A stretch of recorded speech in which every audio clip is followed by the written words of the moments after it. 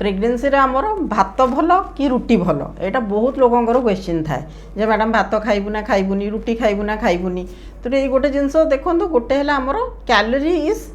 bit less with रुटी रुटी रे आपन कैलोरी टिके कम थाए ता माने नुहे जे भातटा खराब एवं रुटीटा बहुत भल तो आजिकल जो स्टडीज आसी से कौन देखुचे ना रुटीटा जदि बासी है आपन गोटे दिन आगर जदि रुटी आपन खाई पारुचंती से आपन कैलोरी बहुत कमी जाए किंतु तार न्यूट्रिशनल वैल्यू बहुत बढ़ी जाए सिमिलरली विथ राइस ऑल्सो भात सांगरे भी आपन जदि टिके आपन गोटे दिन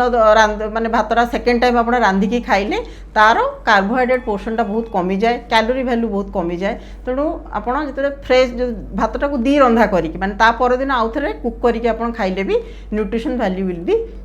इनक्रीज आपंकर वैल्यूटा बढ़ीज किंतु एमती नुहे भात खाइले आपंकर जदि डायबिटीज अच्छी आपंकर सुगर बहुत बढ़ीज आप रुटी खाइले कमिज ये किसी भी न था तेणु भात और रुटी हूँ